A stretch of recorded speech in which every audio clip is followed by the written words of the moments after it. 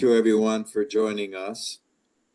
A lot is happening around us, including the inauguration in Washington as we speak. So we appreciate you choosing us over the theatrics of the moment. There's much, of course, that we're all dealing with.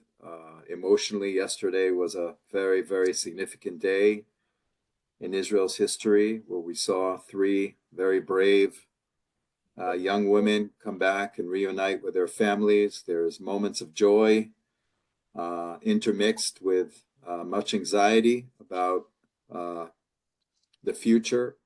Other Israeli hostages, both dead and alive, in the very tragic and challenging situation that Israel is in, and Jewish communities around the world that are following this very closely.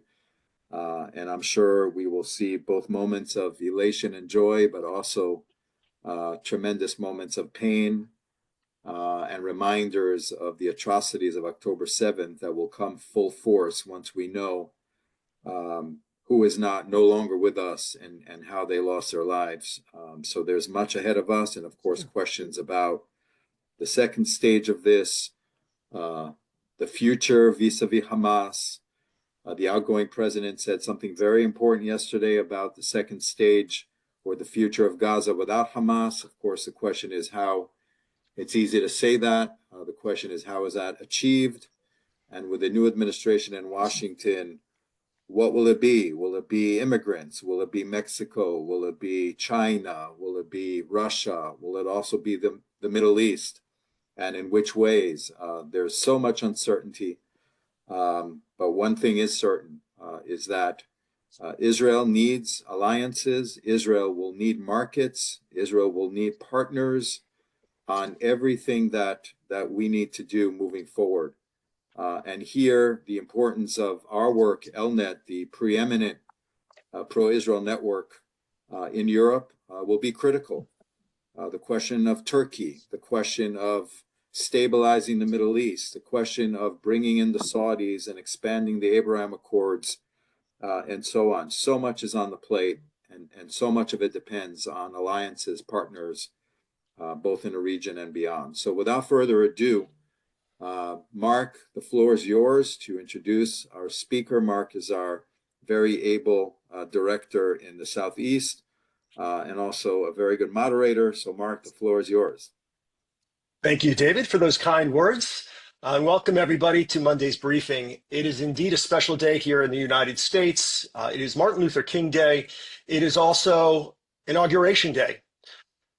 And regardless of what one may think of the outgoing president or the opinions one may hold of the incoming president, the transfer of power symbolized by the U.S. inauguration is a sight to behold. And it's one we should all be very proud about. So I hope each of you on this call have marked or started your DVR, and will go back and watch this event, this momentous event. To reflect on the U.S. Israel relationship under the prior administration, and to prognosticate about the U.S. Israel relationship under the incoming administration, we have Herb Keinon. And for any of you who've been around long enough in this community to know, to pay attention, Herb is a familiar face and a familiar voice. Herb Keinon is a senior contributing editor and analyst at the Jerusalem Post. He writes extensively on diplomacy, politics, and Israeli society. He has been at the paper for 35 years, 20 of which as diplomatic correspondent, and during this time has covered some of the most important stories that have shaped the nation for more than 3 decades, from the first Intifada to the withdrawal from Gaza, the massive immigration of Soviet Jews to the Rabin assassination, the Ariel Sharon premiership to that of Benjamin Netanyahu. Herb lectures widely in Israel and worldwide on political and diplomatic developments in the country. Originally from Denver, which means we should all be able to understand Herb quite well. He speaks English quite well. He has an MA in Jerusalem from University of Illinois, Champaign-Urbana. Welcome, Herb. We're thrilled to have you today. Thank you. Thanks for having me. I'd like to start by reading something that I came across, and credit goes to Danny Gordis for having posted this. It was a post by a father whose son was in the IDF and died in Gaza. It was a reflection, and I think it encapsulates incredibly well the complex emotions that Israelis must be feeling right now. And following this, I really want to get your thoughts on how to process this. He writes, "How dare you? Don't you dare say that those who oppose the deal don't care about the hostages, and that opposition to the deal is motivated by political considerations, and that it's not Jewish, not moral, and not humane. This is a cynical, ugly, and false statement. It's likely that my son, if he were alive, would oppose the deal. And he was humane when he rushed to save the division. And he was Jewish when he meticulously fulfilled the commandments of war. And he was moral when he fell fighting to save the hostages in the name of brotherhood. And like him, everyone who opposes the deal is certain in their heart that it will lead to terrible price in blood. And as in war, we are forced to painfully decide what is more dangerous and what terrible price we will pay in a deal with the devil. It's clear that the state is responsible for the fate of the hostages, but it is no less responsible for the fate of the rest of the citizens. And if those opposing the deal were silent out of fear of the hostages' families and the media, it would neither be Jewish nor moral nor humane to refrain from criticism. And on the other side, don't you dare say that my son's death was in vain, because his blood that covered the battlefield saved many soldiers whom he loved, and helped destroy cursed terrorists, and restored deterrence against the enemies, and returned the citizens' trust in the IDF. And even if there is a deal and the war stops and hundreds of murderous terrorists are released, still he and hundreds of the fallen brought brilliant achievements to the people of Israel. So please, public figures, commentators, and journalists, the discourse on the deal is so charged and delicate and requires rethinking formulations so as not to hurt grieving and bereaved people. And may we merit to make the right decisions between two values. Amen. Chagai Luber. I have read that a half a dozen times, Herb, and each time is as poignant as the previous one. How do you, as an Israeli, make sense of this? And how do you process this as a journalist who has to look at this through different eyes? Right. But that's a very, very powerful segment that you read there. Gives me the chills listening to it, actually. Look, this is an emotionally charged period right now. You know, you read in Kohelet that there's a time for everything under heaven. There's a time for laughing and a time for mourning and a time for peace and a time for war. That kind of puts things in these distinct little periods of time, different seasons, separate seasons for happiness and sadness. We are now entering a season now that started yesterday with the first hostages. You have everything mixed together. Right, we saw yesterday. You have the dancing, but you also have the mourning. You have the happiness at this thing, but also the sober realization that it's a problematic deal. I think most of the country, you know, we're torn here. We're torn here between the head and the heart. Right, the head says this thing is bad. You know, yesterday you released 1,900 terrorists for 33 hostages. And these are the lightweight terrorists, right? You're not talking about the big stars from the Second Intifada, the Moment Cafe, the Hillel Cafe, the Park Hillel Seder massacre. Those guys are going to get out. And you know that these guys are going to come out and they're not going to turn into Nelson Mandela. They're not going to turn into lovers of peace. We've seen this in the past. So we know what awaits, right? That's on the one hand. That's what the head says. But the heart also says that you've got 94 hostages there, the majority of whom are still alive. And we've tried everything to get them out, and it hasn't worked. And you can't just keep them languishing there forever. So I mean, this deal, or the agreement for this deal, is a triumph of the heart over the head. But I think, you know, people they're you know, the rejoicing at the joy that we saw yesterday in the families. But they're also, you know, stinging with pain at the pain and agony that the families of those victims of those terrorists are going through, and also, you know, knowing that what lies ahead, that a lot of these guys are going to go back to terrorism. So it's an extremely, you know, difficult situation. We're all torn, but in the end, in the end, the final analysis, I think most people think it's a bad deal, but most people also think it's a bad deal that we had no choice but to make. You know what a distorted reality we live in when when you can mention or state that these are the lightweights. One of the people being released is sentenced to 48 life sentences. If that's lightweight, it just really is a reflection of how these calculations are made. It's interesting because I wonder if good, bad is the right frame of reference here. I think perhaps it's through the lens of necessity. And if you could, I think that might have been where you're going. Was this deal necessary? And why do you think it was necessary? Good, bad, Shakespeare had a great line, or Macbeth, there is no good or bad, but thinking makes it so. But was this necessary? And what are your thoughts on that? Look, was it necessary? I think it was, if you wanted to get the hostages out alive, I think it was necessary, right? Because again, we've tried enormous military might, right? We opened the gates of hell on Gaza, and we got, a large number of them back, but we didn't get them all back. So as a result of that, you had to try something. You had to try something different.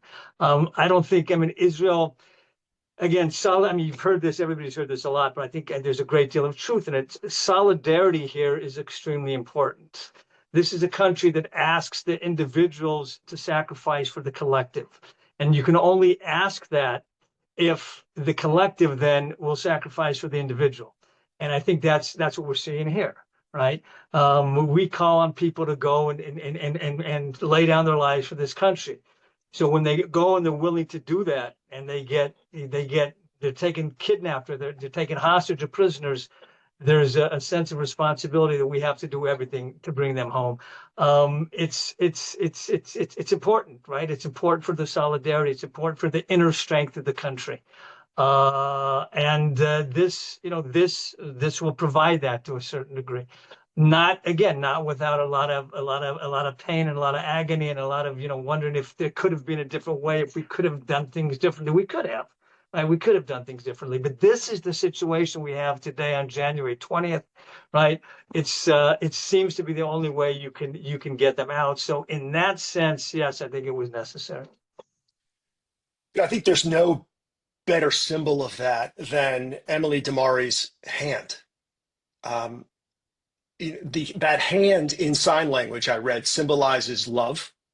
It also symbolizes rock on. Right. Right. And, in many ways, I could see her hand being the symbol going forward, similar to the Nova Festival. We will dance again. I can't help but think about the irony of her wounds being inflicted upon by Hamas, actually representing something so positive, and perhaps to the country.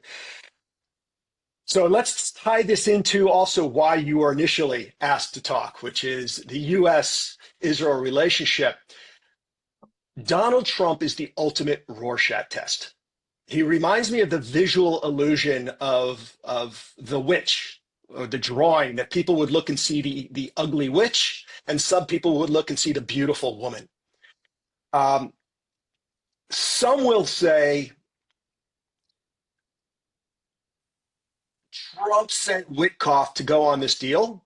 Obviously, Tony Blinken had been a part of this deal for a long time, but Trump said all hell will break out if Hamas doesn't release the hostages.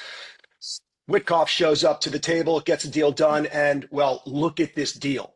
Is this really what Trump had in mind, and is this the Trump we're going to get? Others will say this never could have happened but for Trump. What was the role of Trump coming in, and how do we look at the incoming administration versus the outgoing administration and their collective role in this deal?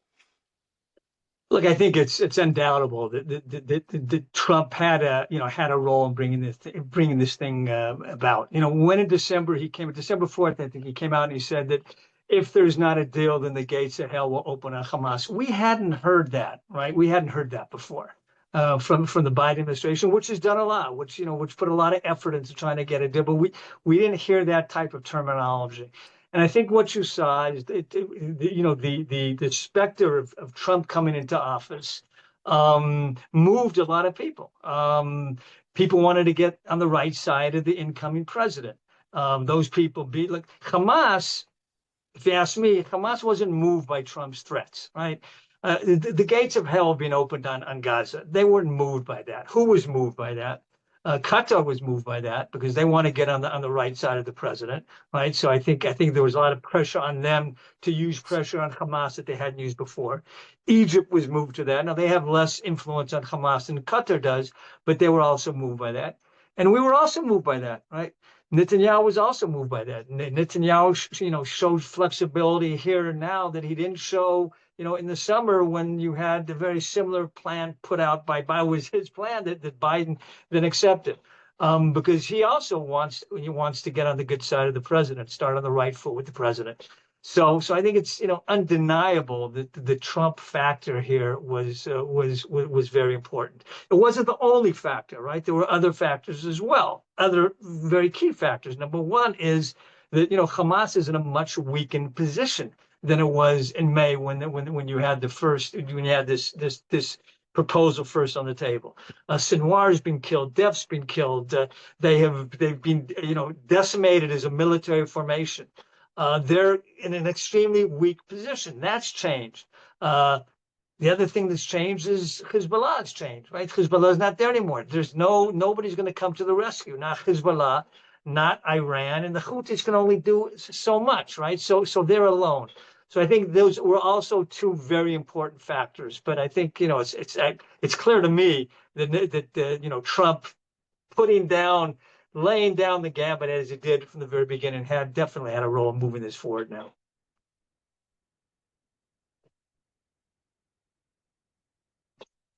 I can't hear you. I muted myself inadvertently. I Oh, okay. apologize.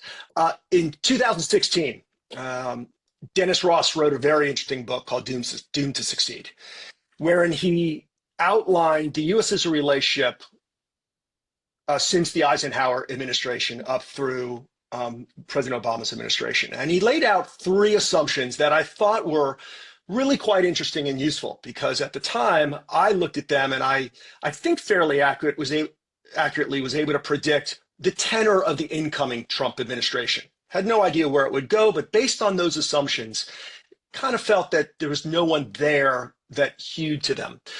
And it was the first one was creating distance, otherwise known as daylight, between the U.S. and Israel will help our relationship with the Arab countries. So that was the first assumption. The second assumption was that Arab regimes view the U.S.-Israel relationship with disdain and prevent us from being viewed as objective interlocutors in the Middle East. And the third assumption was that the Israeli-Palestinian conflict, previously known as the Arab-Israeli conflict, is the singular hurdle for peace in the Middle East. I think one could argue that the Trump administration turned all of those on its head. Could you reflect back on the Biden administration these last 4 years? What did they continue with, and what perhaps did they revert back to in their core assumptions in how to deal with the Middle East and Israel? Right. Look, I mean, I read that book by Ross, and it's a great book on the Israeli-U.S. relationship. And I think what he said there were those assumptions are mistaken, right? The assumption was that if you create daylight between the U.S. and Israel, and then you're going to the U.S. will get closer to the Arab countries. And in the book, he laid out historically where that proved to be false. First was with Eisenhower. Eisenhower tried to do that in the 50s. It didn't work. Nixon tried to do it in the late 60s.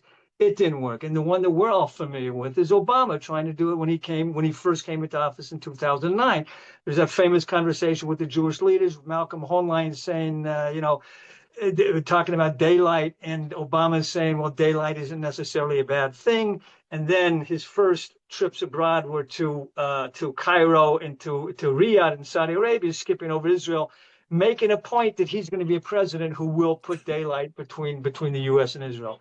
And it didn't work out well, right? I mean, you had a rocky relationship between Jerusalem and Washington, and you didn't have, which you didn't see in the 50s or in the 60s either under Eisenhower Nixon, you didn't see a corresponding rush of the Arab countries into the embracing arms of America. It just doesn't work that well. It doesn't work that way. Under the first Trump administration, we saw something different. There were differences between Bibi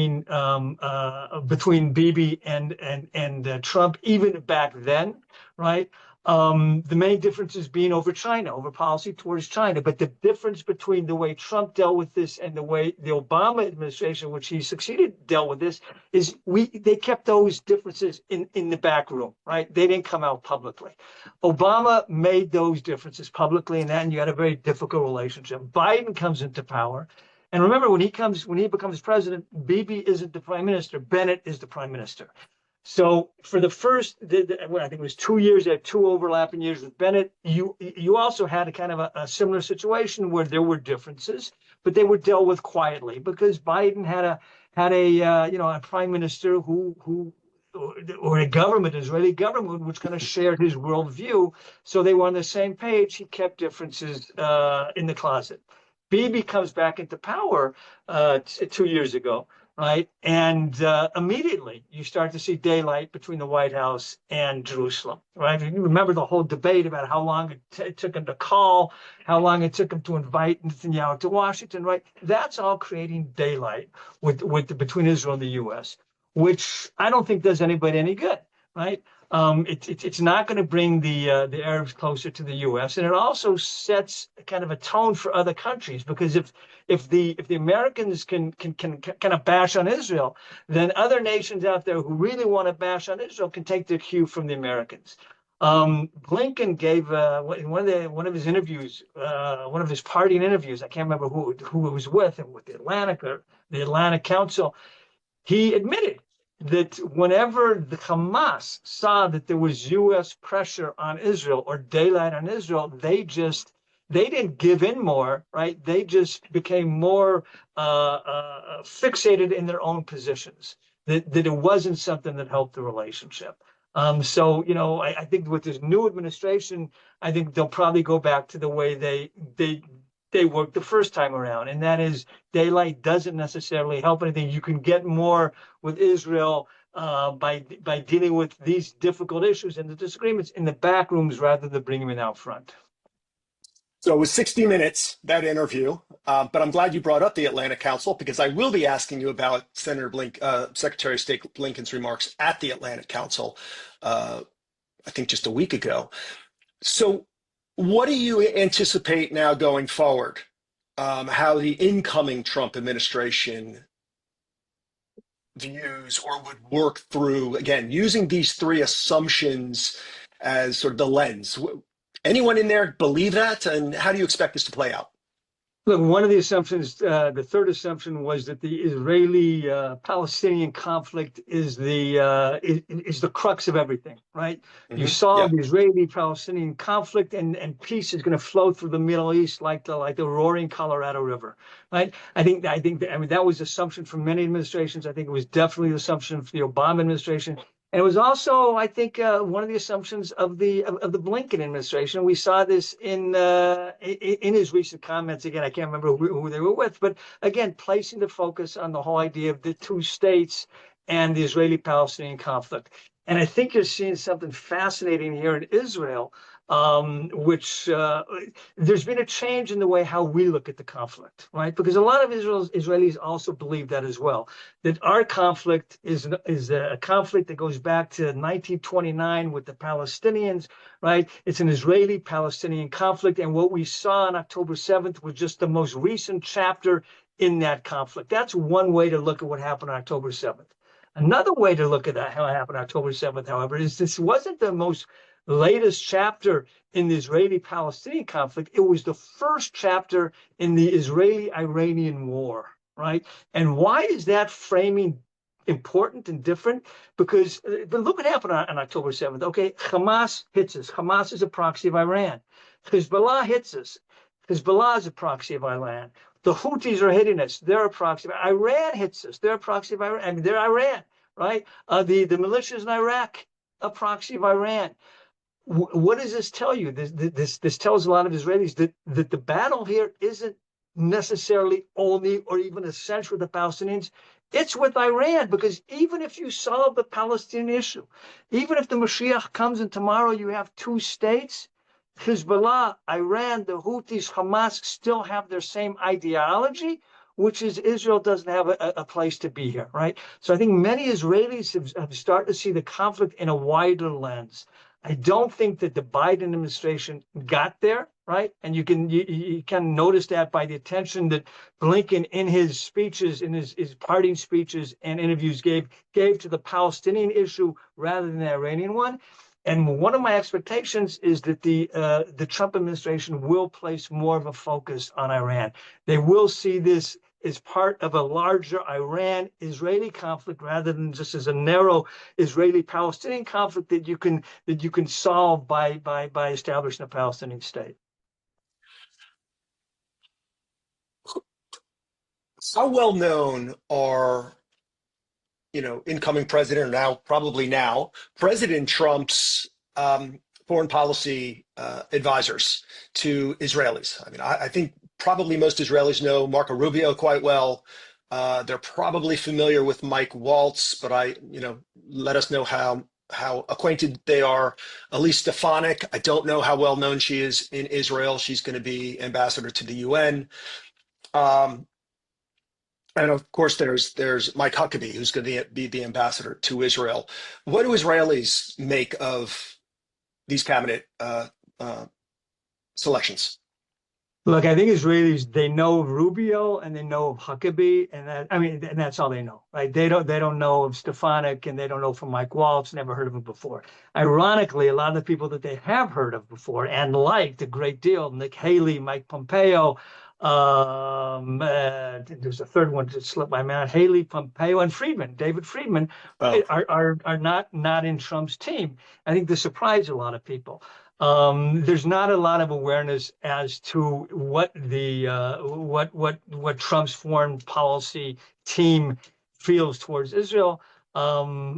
Slowly people are starting to realize or understand, because I think Waltz made some comments, so they're just starting to get an impression about Waltz, but it'll take some time. They don't know much of it, honestly, Mark. They don't know much about it at all. And again, the guys that they do know and liked are not going to be there. I don't know this for sure, but I would imagine prior to Nikki Haley becoming the ambassador to the UN and then Secretary of State, I wouldn't have thought most Israelis would have known her either at the beginning, right? She was governor of South Carolina, and yeah, definitely. So do you have any thoughts on the coming cabinet members? Mike Waltz, for instance, do you have any opinions? I think the national security team for us is great, right? I think Waltz is very strong. Rubio's strong. The defense secretary, extremely strong, right? That's a team. I think that, that Israelis can live with very comfortably.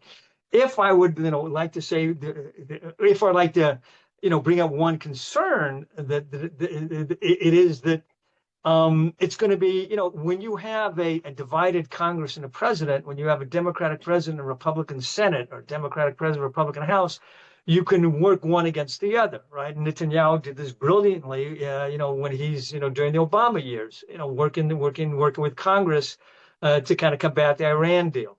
Now you have a situation where everybody's the same stripe: Republican president, Senate, House, and Supreme Court, right? Not that matters from our perspective, the Supreme Court. But what does that mean?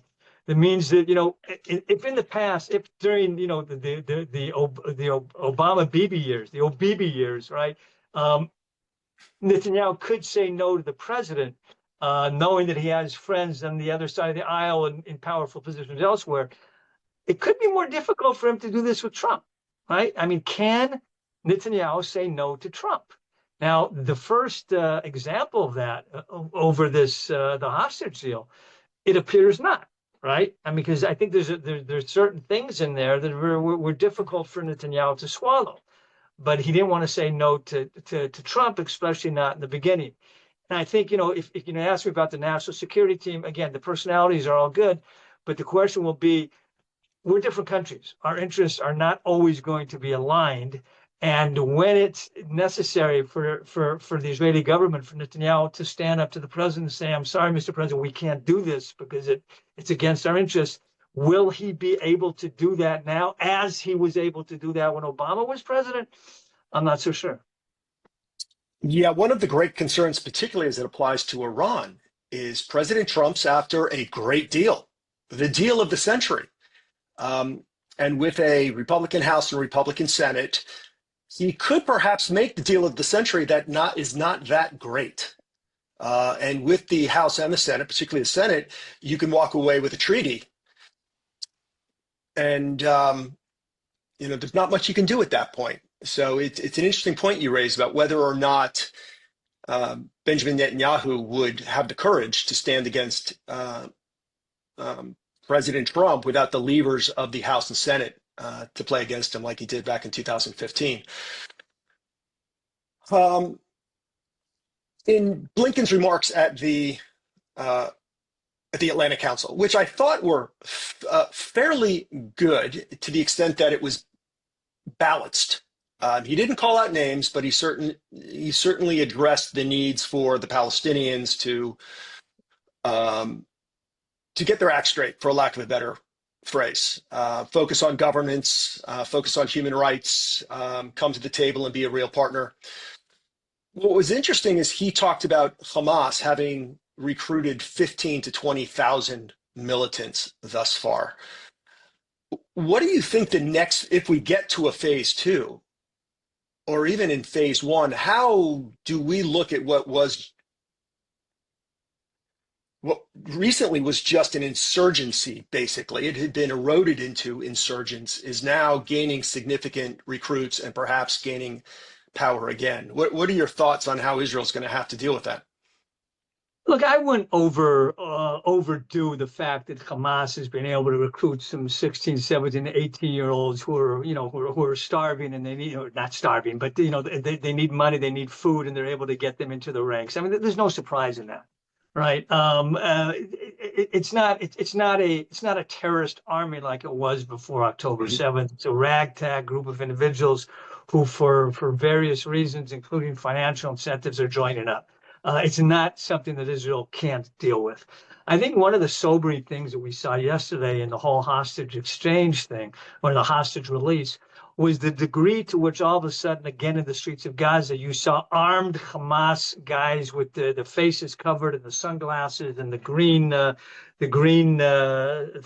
thing on their head, right, riding through the streets of Gaza. And I think that concerned a lot of people in Israel. But I think that has to be put in perspective as well, too, right? I mean, what's the great irony in this? The great irony is you have these Hamas fighters, right, in uniforms and with their guns, brandishing their rifles on the white pickup trucks racing through the streets of Gaza. What's the irony? The irony is when they had to fight us, they shed the uniform, right, and they went and they hid behind women and children. What we saw yesterday was a staged, choreographed thing in order for them to show us and to show the Gazans that they're still in control, right? That I don't think we have to get overly concerned about that.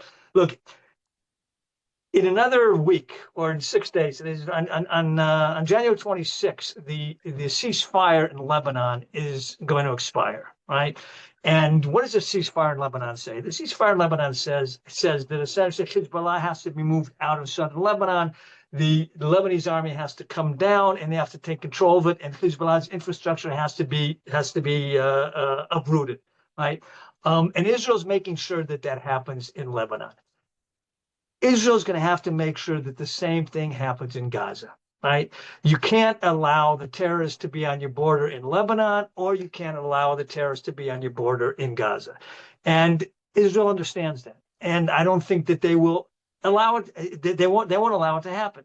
So if we don't know where the negotiations are going to go, but the hope is that they will lead to a dismantling of Hamas. So you ask, what, Hamas is all of a sudden going to go gently into the good night? Obviously, that's not going to happen. But Gaza has been devastated. Gaza is a wasteland, and the assumption Maybe it's not maybe it's an erroneous assumption, but this is the assumption. The assumption is that the Hamas will want to rebuild Gaza. Now, they can't do that without outside help. Iran doesn't have the money to do it anymore. They're going to need the Saudis, the Emiratis, the Europeans, and the U.S. to come in and help them out with some kind of huge, humongous Marshall Plan. What's going to be important for us to do in Israel is to make sure that those countries don't give a penny to Gaza to reconstruct unless Hamas is disarmed, unless they're replaced, unless they're no longer controlling Gaza. And I think that's the leverage now that the international community has over Gaza. And I think that's what you're going to see going down the line. And what do you think Qatar's role is going to be? What should it be? Look, I think Qatar is going to want a role. I think Israel should do what it can to prevent them from having much of a role. Qatar has been a bad actor, right? They've played a duplicitous game throughout this whole thing, and they haven't paid a price for it. And I think it's a shame that hasn't happened. Now, I'm not sure that the U.S. under Trump is going to be any more forceful with Qatar than the U.S. was under Biden because of the base there and because of the economic interests. But I think Israel has to have a say in this, and we have to do what we can to cut Qatar out of the game as much as we can because it's been a negative actor. Well, they were. I mean, David Barnea had been there many times, I believe. I mean, they've been part of the negotiating process. I don't know if welcomed is the right word, but it seems to you get the point that he's been welcomed by Israel as a mediator for this. It's unlikely, I think, that the Trump administration, with some of whom have deep ties with Qatar, are going to change that relationship. Does Israel have the appetite? And does it have the influence to dislodge Qatar? Look, again, Israel's favored actors in this would be the Saudis and the Emiratis. And so the question is, how much do they want to give Qatar a hand in this as well? I mean, there's rivalries there as well, right? You're not going to be able to block Qatar completely out of the game here, but you could do what you can to try to limit their influence. Qatar became the mediator not because this was Israel's go-to choice, but because this was the only actor out there who seemed to have any influence on Hamas. And they seem to have influence on Hamas because they supported Hamas. So that's not necessarily a state now that you want to go to and try to change things in Gaza. If you want to change things in Gaza, you also got to change the patrons of Gaza, right?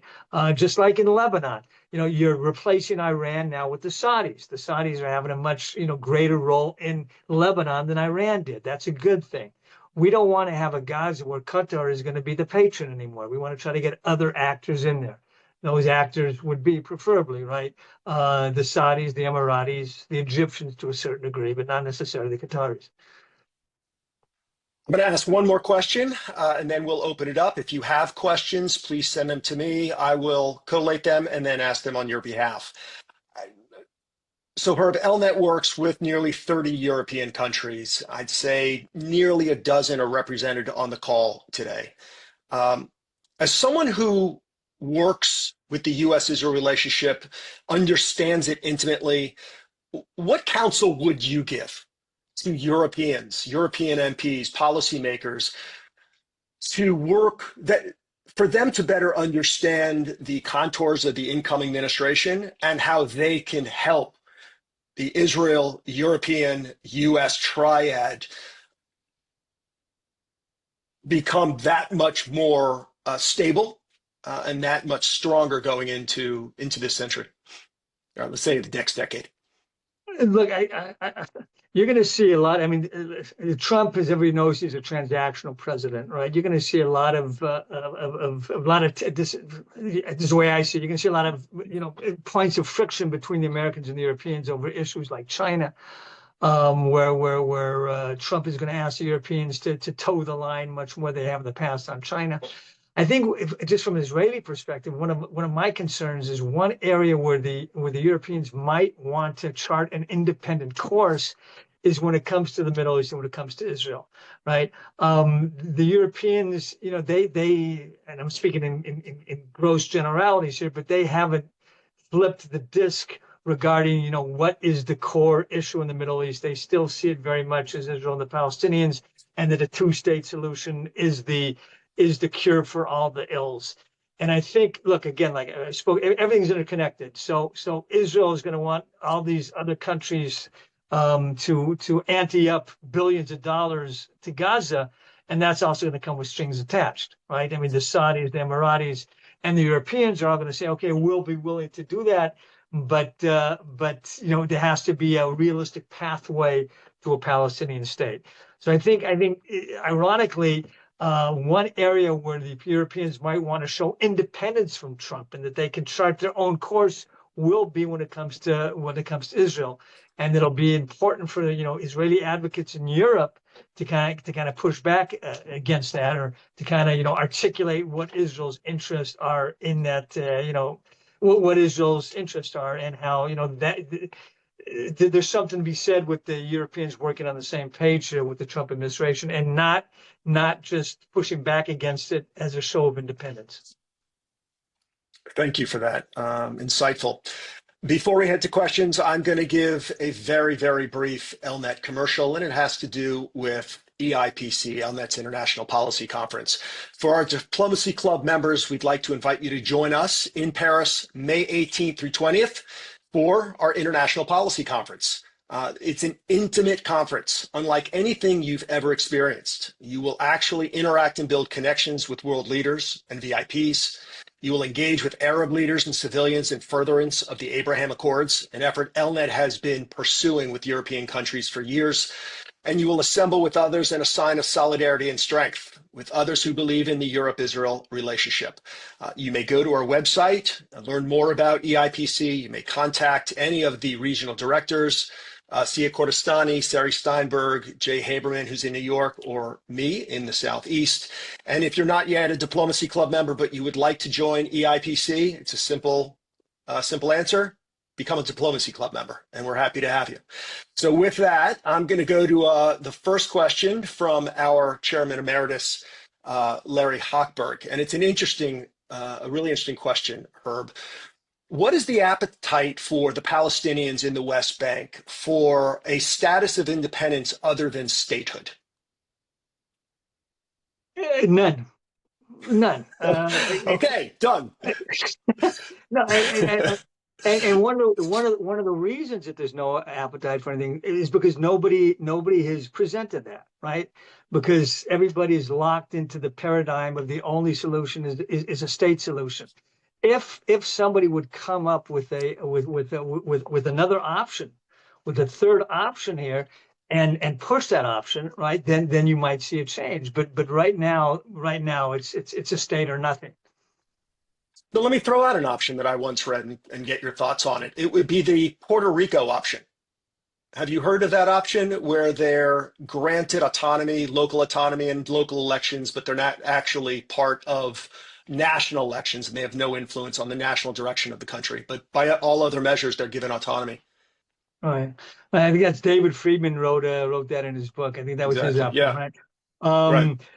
Look, again, the initial reflexive response, because for the last 50 years, all we've heard, or for the last 30 years, all we've heard is that the only solution is a state.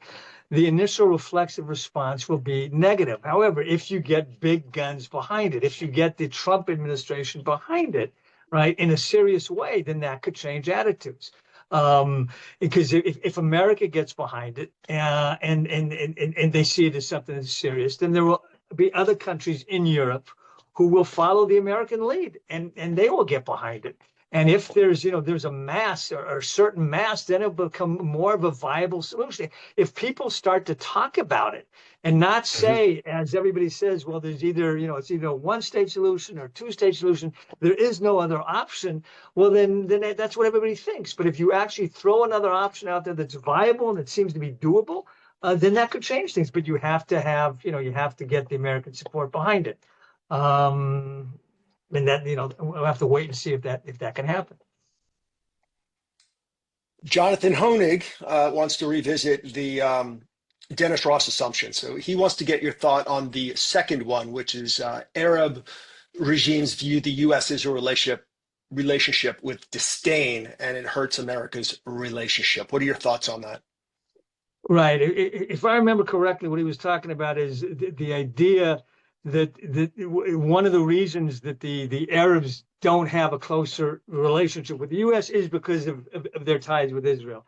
And what Ross ends up writing, and I actually agree with him, the most important, this is just a misunderstanding of what the Arab countries want, right? According to Ross, the most important thing that they want is survival. They want to survive. They want stability. They want to survive.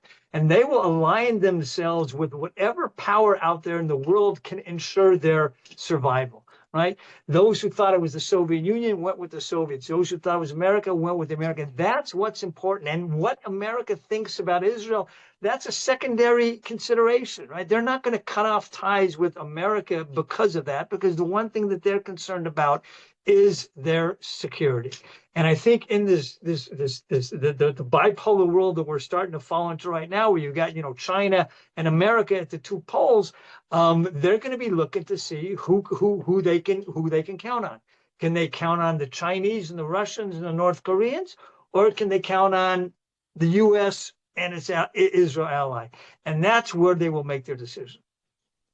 And I'd go so far as to say that second assumption is demonstrably and provably wrong if you look at the actions of many Arab countries vis-a-vis the U.S. and Israel. I've heard it said, in fact, I think I made the case myself, when Prime Minister Netanyahu came and spoke before Congress, he wasn't speaking just on behalf of the Israelis.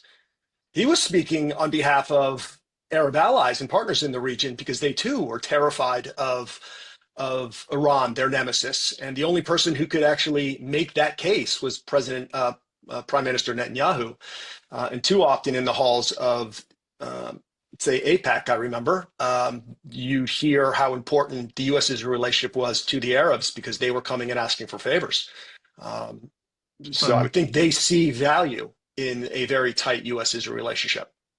Right. You agree with It's that? interesting because when you hear Ron Dermer talking about that whole the congressional speech in 2016, he says that one of the big impetuses for the Abraham Accords was that speech, right? Because then the Saudis or then the Emiratis, they saw that Israel was serious. That the prime minister would go to Capitol, speak against the U.S. president. That shows how serious Israel was about Iran.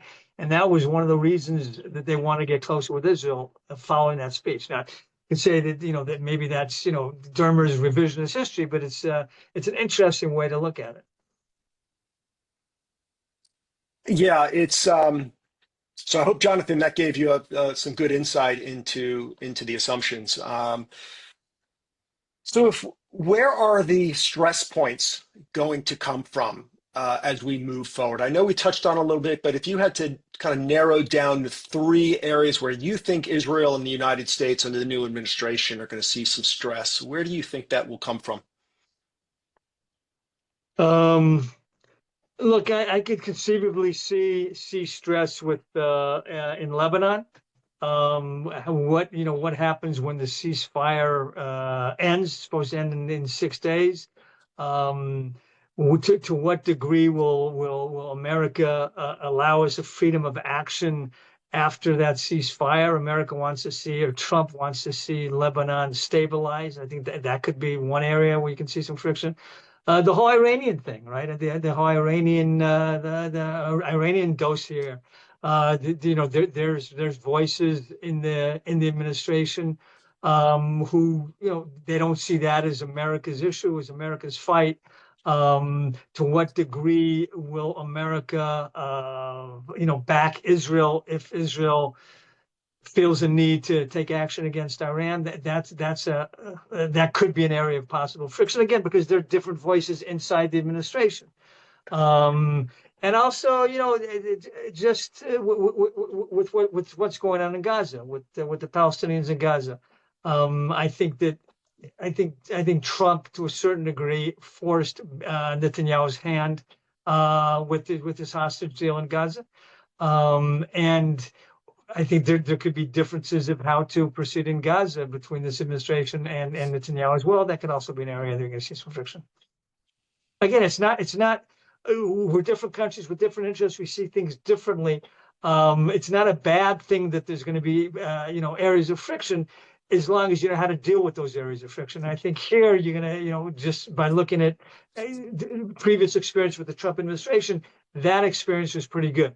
They learned how to deal with the points of disagreement pretty well without bringing them into the open and creating this kind of sense that there was this huge daylight and this huge friction between the U.S. and Israel, which doesn't help Israeli interests, and it also, I don't think it serves American interests as well. And let's leave on an optimistic note. I like to leave on an optimistic note. What are things you think we should all look forward to under the U.S. Israel relationship going forward? Look, I think you're going to see, you're going to see less public tension. I think that's a good thing. I mean, something that we already saw. Netanyahu announced this yesterday, that the weapons supply to Israel has restarted. Right, that whole issue about weapons embargoes. I don't think that's going to be something that you're going to see going forward. And the big thing, obviously, is what's going to happen with the Saudis, with the Saudi deal. This is something that Trump obviously is very much invested in. This is something I think he's going to push a great deal. I think he has a lot more sway over the Saudis than Biden did.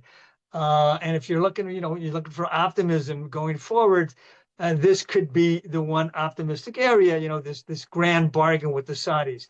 That having been said, don't think it's going to happen tomorrow. Right. I mean, the dust is going to have to settle on the whole Gaza situation. There's a lot of hostility now throughout the Arab world towards Israel because of Gaza. The Saudis, not necessarily known for the courageous leadership in the past, are not necessarily going to go against the sentiment of the people right now. Although the same interest that existed before October 7th, which wanted them to make this deal with Israel and with the U.S., those interests remain the same. It's just a matter of timing. I think that Trump could give that a bigger push. But on the flip side of that, that's also going to put Israel on the horns of a dilemma too, because the Saudis are going to ask for payment. And the payment is going to be the coin that they're going to ask for will be, some type of movement towards a Palestinian state. And right now, after October 7th, that's not necessarily where the Israeli public is. They don't have much of an appetite for that right now, seeing what happened when you had a mini Palestinian state in Gaza since 2005. Well, barring an unforeseen black swan event, sort of redundant, but barring a black swan event, I'm fairly optimistic that 2025 is going to be the best year of the decade thus far. Given what everyone in this world has been through the last 4 years, it can only be a good one. Mark. That's a low bar. That's why I'm so optimistic. I set my standards low, my expectations high. Before I turn it over to Tom, I just want to let everybody know next Monday's briefing in honor of Holocaust Remembrance Day, we're going to be having Konstanty Gerbert, who is a Jewish Polish journalist with a very interesting background, comment on what's taking place in Central and Eastern Europe and its relationship with Israel. So join us next Monday. Invitations will go out. Herb, thank you. This was always great to speak with you. You've got a lot of energy. We can flip through information really quickly. Thanks for joining us. Thank you. Tom, the floor is yours. Thank you very much. I just want to make a quick comment. Herb, it was always enlightening, always wonderful to hear from you, and thank you for presenting today. And Mark, another great job with the interview.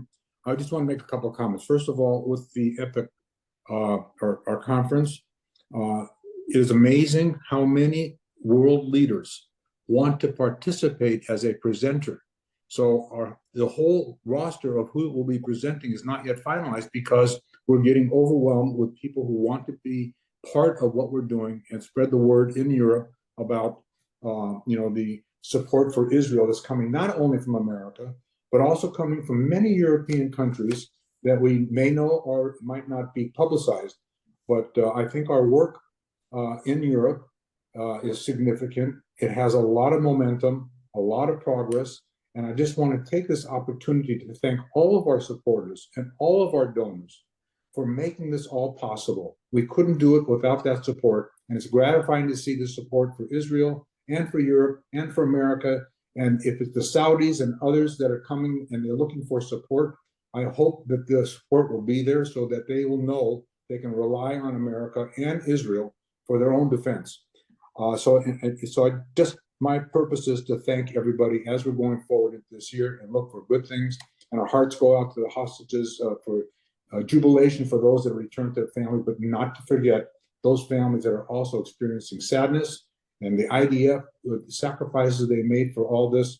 And it's just overwhelming where we stand, that a little country like Israel could have such a significant role in world democracies, and we have to support them. And our ELNET organization has to bring the European support, and we have to continue doing what we're doing. So thank you for your time. Thank you for listening, and we'll see you next week.